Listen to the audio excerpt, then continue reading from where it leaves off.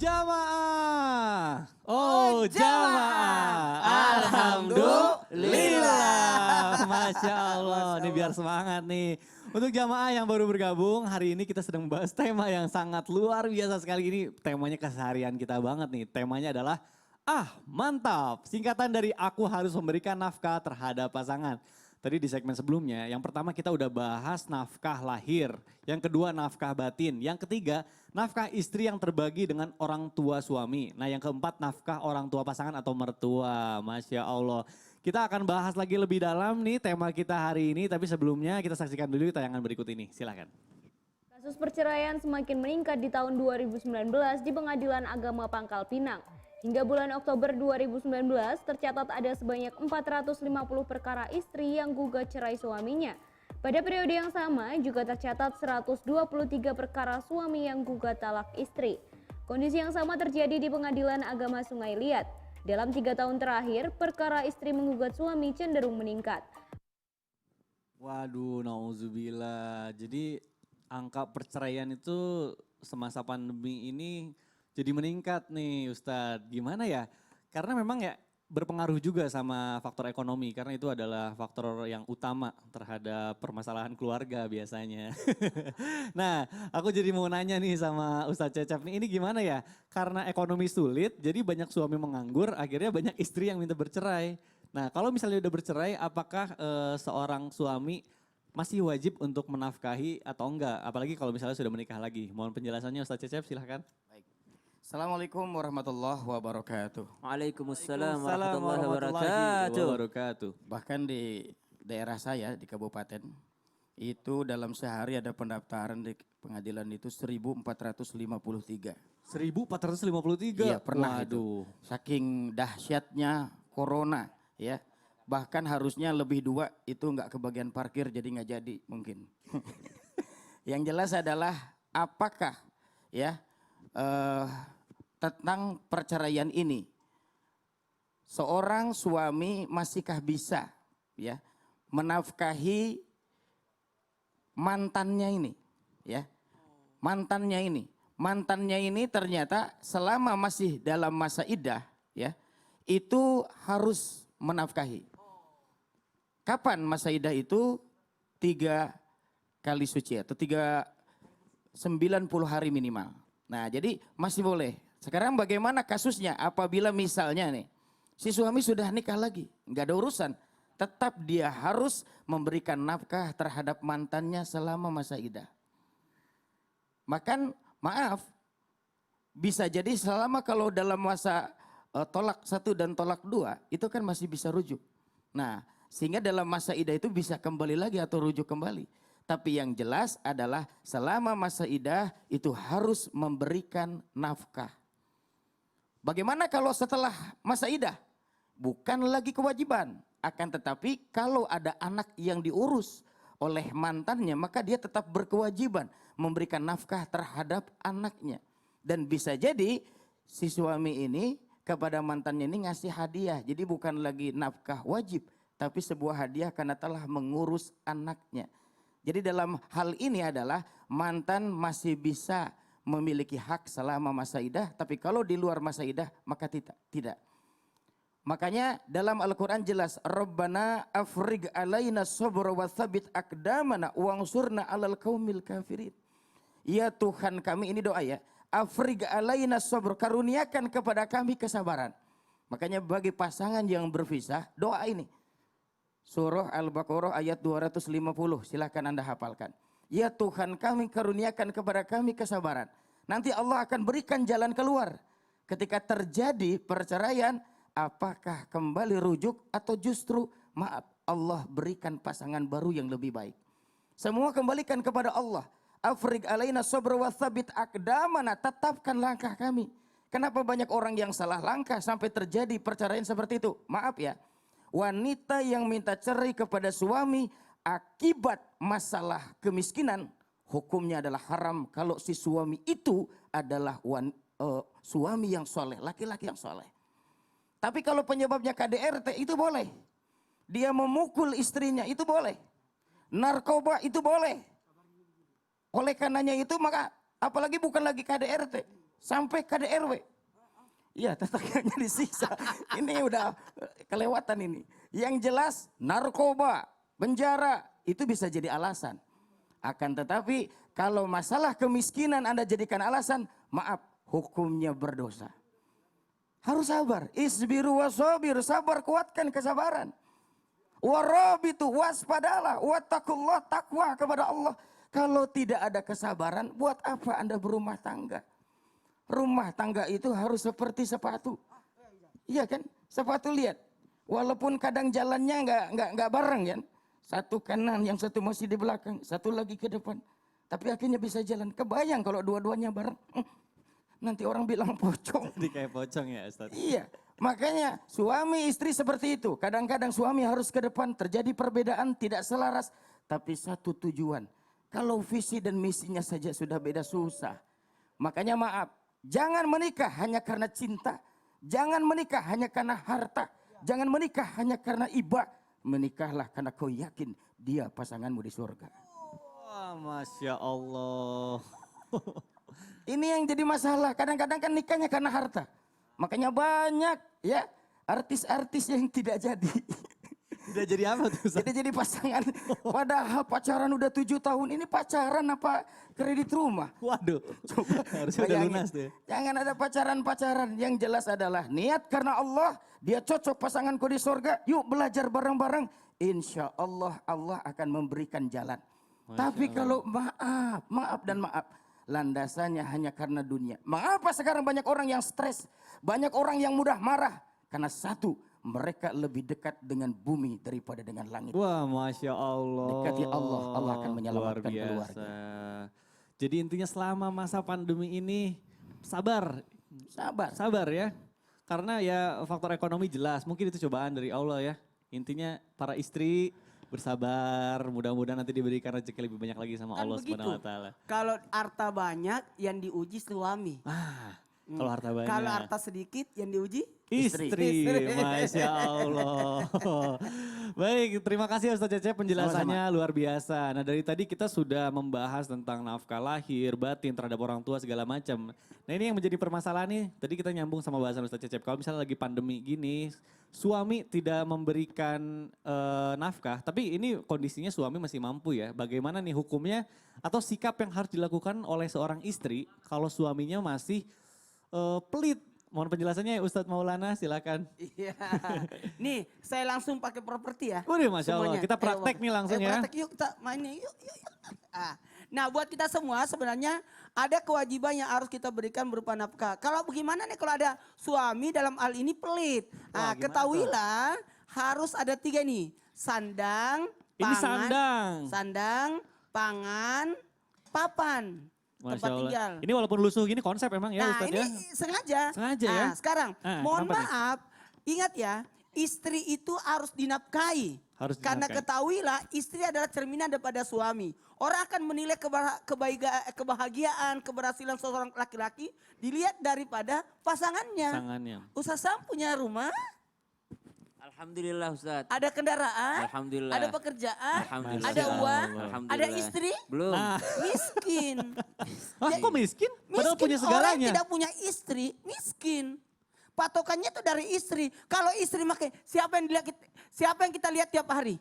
Istri. Jadi harusnya istri harus diperbaiki, dikasih cantik, dikasih manis, dikasih sehat, dikasih bahagia. Kalau istri tersenyum bahagia, cerminan bahwa keluarga itu bahagia. Masya Allah. Iya, makanya istri. Dan ingat, yang mendoakan kita, yang menemani kita hingga akhir ayat nanti, Istri ya. istri kita.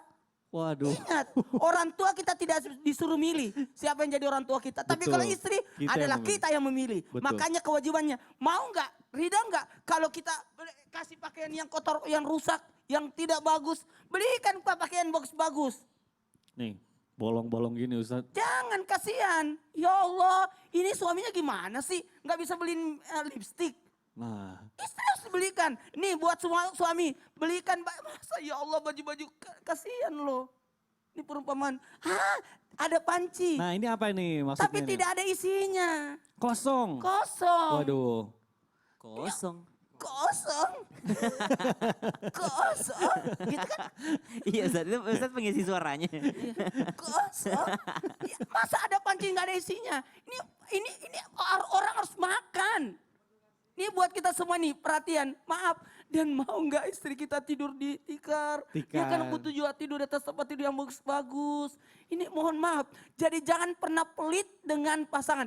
Investasi yang terbaik adalah istri. Investasi yang terbaik adalah istri. Adalah istri. Kenapa? Karena istri itu akan apa? Menemani kita hingga akhir hayat. Betul, betul. Istri itu adalah cerminan kebahagiaan kita. Istri itu adalah setiap hari kita melihat memandang wajahnya, memberikan kebahagiaan. Mohon maaf, istri itu luar biasa. Makanya mohon maaf, semua harta harus atas nama istri. Betul, betul, betul. Rumah betul. atas nama? Istri kayaknya. Harus. Lupa aku, iya insya Allah istri. Harta harus atas nama istri. Betul. Istri saya juga protes, kenapa semua atas nama saya, Abah? Saya bilang harus atas nama istri. Kenapa? Rumah itu milik istri. Betul. Milik istri. Kecuali kalau rumah mertua yang dipakai ya. Nggak boleh. Jadi kalau ada masalah keluarga meskipun itu yang beli suami yang pergi suami. Yang keluar itu suami. Istri harus tetap tinggal. Wah betul. Kecuali kalau istri meninggalkan rumah, tidak ada haknya dia. Oh. Jadi pertanyaan, kenapa harus istri semua? Mohon maaf ya, mohon maaf. Karena kalau istri akan turun ke anaknya pasti. Betul. Akan turun ke anaknya. Tapi kalau suami belum tentu turun ke anaknya. Bisa jadi turun ke anak orang lain. Tahu-tahu dia Betul. punya anak di tempat lain kan. Waduh. Itu maksudnya. Nauzubillah. Jadi mohon maaf kepada semuanya, perlu diperhatikan. Ini sangat penting untuk kita telaah bahwa kewajiban kita adalah ini. Jangan meninggalkan keluarga kita, anak cucu kita dalam keadaan lemah. Termasuk ini, jangan terlalu pelit kepada pasangan.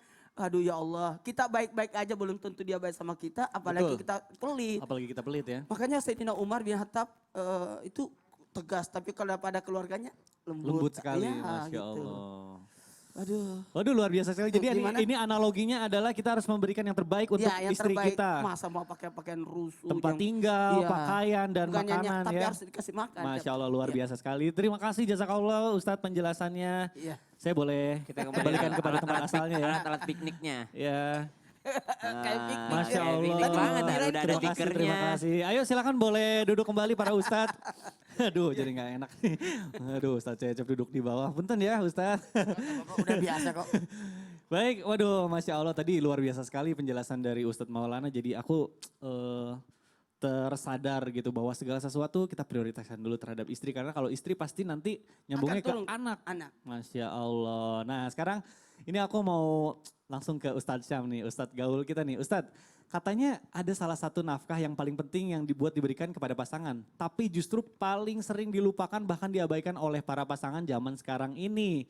Nah sekarang aku mau nanya nih, sebenarnya nafkah apa sih yang paling penting namun juga sering diabaikan yang diberikan pada pasangan. Lalu gimana sih cara memberikan nafkah tersebut? Baik, Masya Allah, mohon penjelasannya Ustadz Syam. Tapi silakan. guruku Ustadz Maulana, Ustadz Cecep, Mikdad dan seluruh guru-guru kami yang sedang menyaksikan Islam itu indah. Bismillahirrahmanirrahim.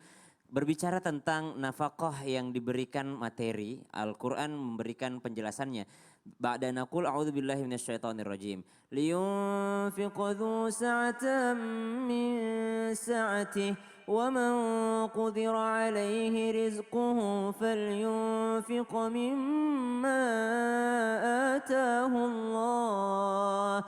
La yukallifu Allahu nafsan illa ma ataha. Jadi ketika berbicara tentang nafkah materi, keuangan, makanan, maka subhanallah Allah mengatakan la yukallifullahu nafsan illa ma ataha atau liyunfiqu dzu sa'atan min sa'ati wa man qudira 'alaihi rizquhu falyunfiq mimma atahullah. Kalau disempitkan rezekinya, ada orang yang agak susah rezekinya, maka berilah sesuai kemampuannya. La yukallifullahu nafsan illa ma ataha. Tidaklah dibebankan seorang suami itu kecuali di batas kemampuannya. Itu kata Al-Qur'an. Namun tetap wajib memberikan nafkah materi kepada keluarga. Sandang, pangan, papan. Tadi yang dijelaskan guru kita Ustadz Maulana. Namun perintah untuk memberikan yang ini kepada keluarga itu tidak ada batasannya.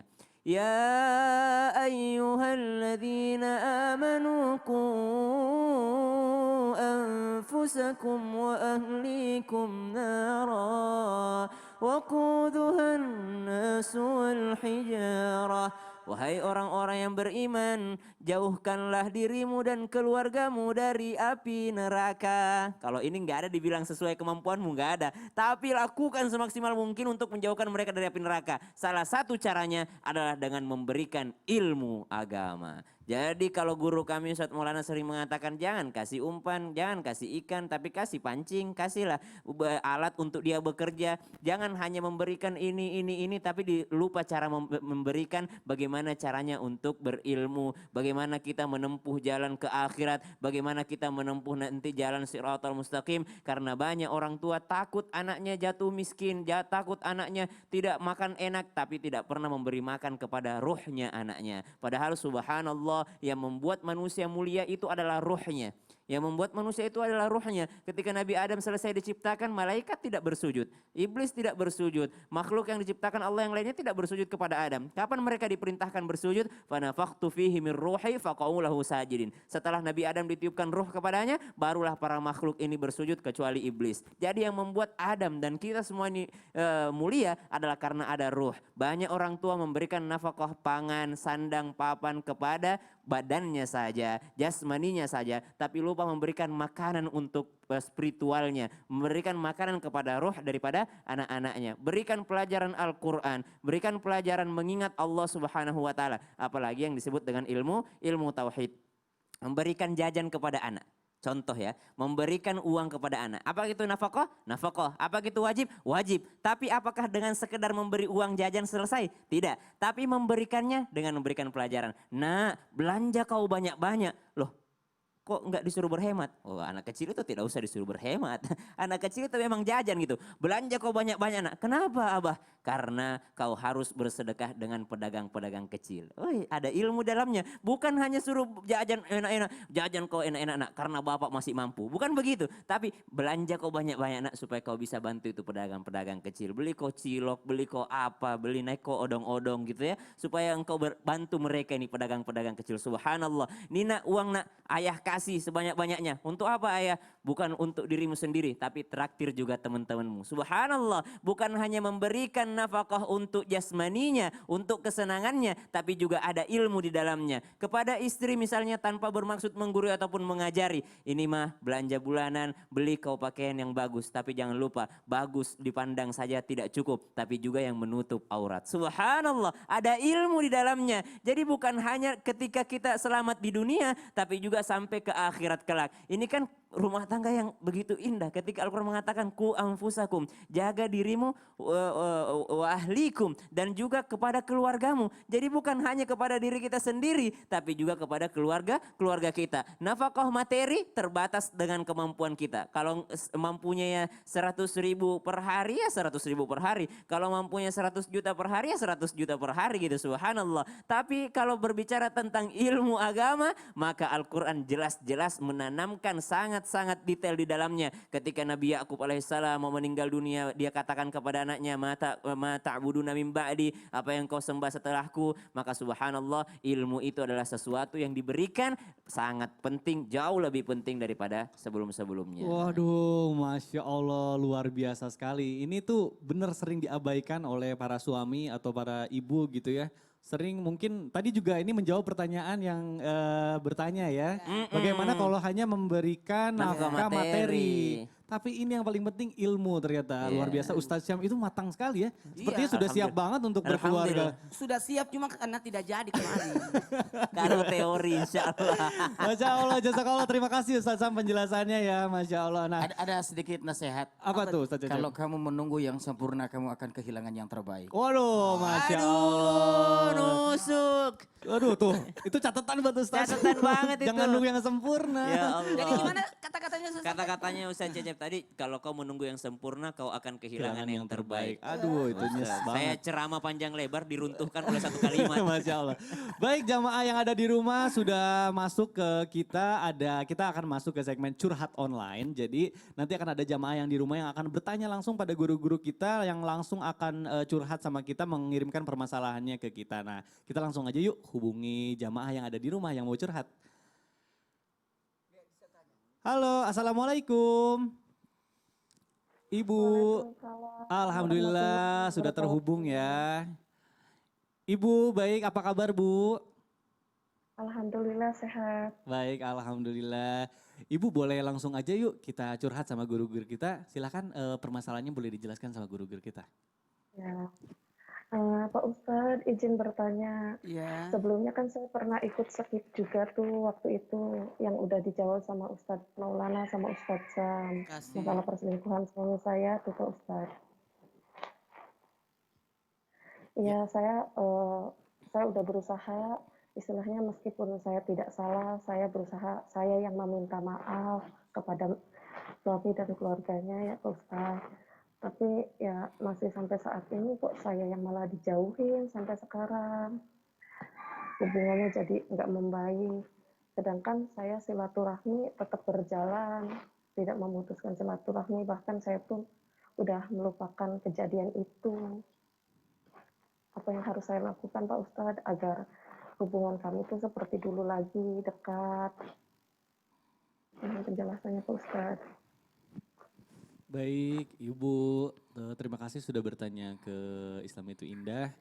Jadi Ibu sudah pernah curhat ya sama kita sebelumnya dan sekarang Ibu sudah meminta maaf sama suaminya tapi malah Ibu yang dijauhi.